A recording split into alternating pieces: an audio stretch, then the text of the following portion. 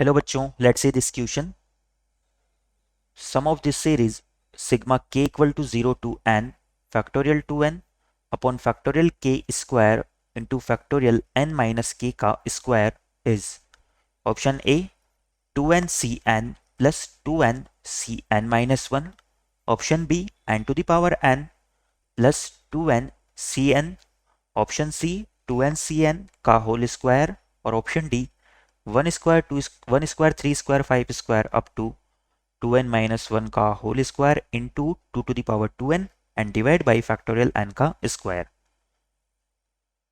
तो बच्चों इस क्वेश्चन में हमें गिवन सीरीज का सम फाइंड आउट करना है। क्वेश्चन पे प्रोसीड करने से पहले हम इससे रिलेटेड हमारा की कंसेप्ट देख लेते हैं। तो बच्चों की कंसेप्ट में सबसे पहले हम देखेंगे कि जो हमारे NCR है इसकी वैल्यू किसके इक्वल होती है।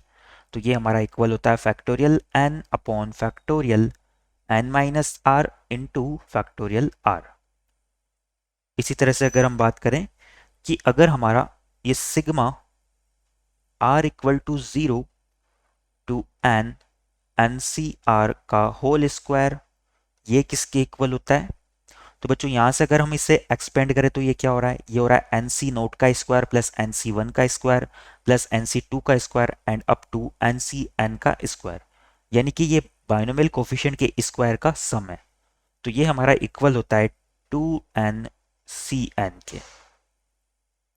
इसी तरह से अगर बच्चों हम बात करें कि जो हमारा फैक्टोरियल 2n है अगर इसे हमें फैक्टोरियल n में ब्रेक करना है तो ये हमारा किसके इक्वल हो जाएगा।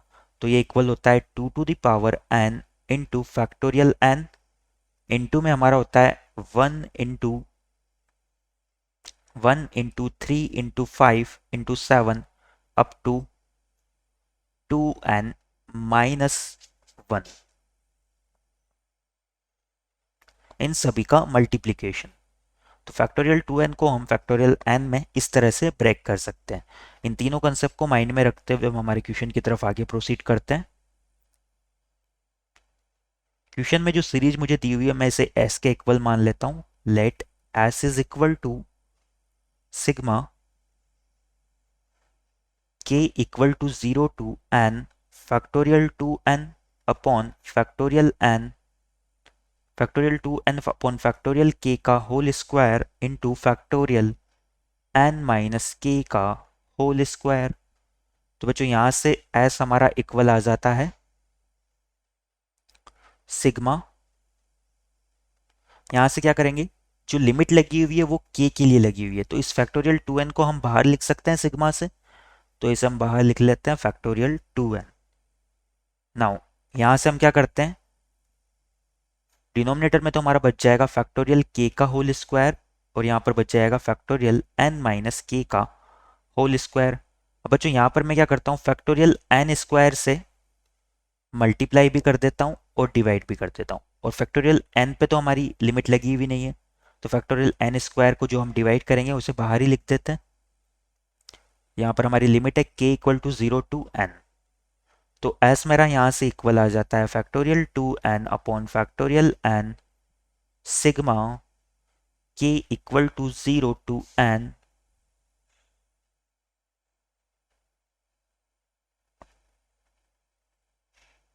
इंटू यहां से हम क्या करेंगे इसे हम राइट डाउन कर सकते हैं फैक्टोरियल k इक्वल टू 0, इसे हम लिख सकते हैं factorial n upon factorial k into factorial n minus k का होल स्क्वायर। और बच्चों ये जो होल स्क्वायर के अंदर वाली वैल्यू है इसे हम लिख सकते हैं NC के, तो s हमारा इक्वल आ जाएगा फैक्टोरियल 2n अपॉन यहाँ पर ये फैक्टोरियल n का स्क्वायर है मेरा, इस फैक्टोरियल n के स्क्वायर को भी मैं दो पार्ट में डिवाइड कर लेता हूँ। फैक्टोरियल n के स्क्वायर को मैं क्या लिखता हूँ factorial n into factorial 2n minus n।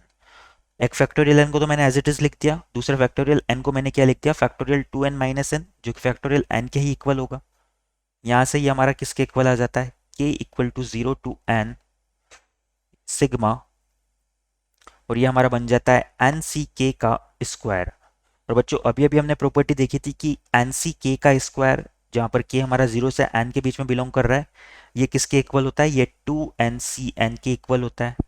तो यहाँ से हमारा s इक्वल आ जाएगा s इज इक्वल टू, और ये जो बाहर वाली वैल्यू है इसे भी हम क्या लिख सकते हैं, 2n क्योंकि 2n हमारा इक्वल होता है factorial 2n upon factorial n into factorial 2n minus n के। तो s हमारा इक्वल हो जाएगा 2n इंटू जो सिग्मा वाला टर्म है वो भी हमारा 2n हो जाएगा।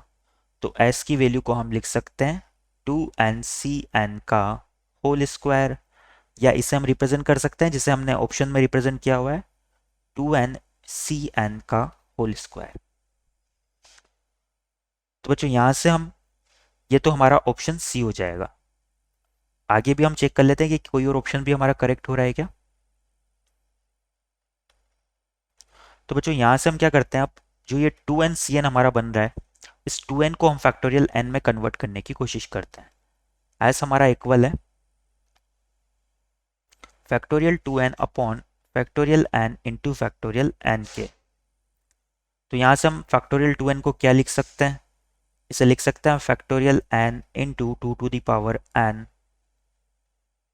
इंटू में हमारा हो जाएगा, यहाँ पर इसका स्क्वायर है हमारा, तो ये बनेगा 1 into 3 into 5 into 7 and so on 2n-1 का स्क्वायर। डिवाइड में हमारा factorial n into factorial n already है, तो एक फैक्टोरियल n से एक फैक्टोरियल n को कैंसिल कर देंगे, और यहाँ पर इसका पूरे का क्या लगा हुआ है, होल स्क्वायर लगा हुआ है।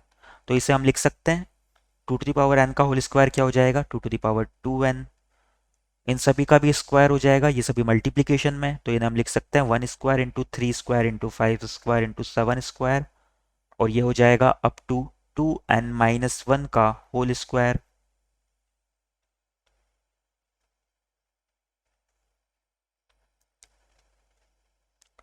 नाउ जो लास्ट डिनोमिनेटर वाला टर्म है वहां पर भी हम क्या लिख देंगे, फैक्टोरियल n का स्क्वायर। अब हम हमारे ऑप्शंस को चेक कर लेते हैं। तो बच्चों यहां से हम बात करें तो हमारा ऑप्शन सी करेक्ट हो जाएगा और ऑप्शन डी भी करेक्ट हो जाएगा। ये तो हमारा ऑप्शन सी हो जाएगा और ये हमारा ऑप्शन डी हो जाएगा। यानी कि हम लिख सकते हैं our final answers are options C and D. I hope you understand it well. Best of luck.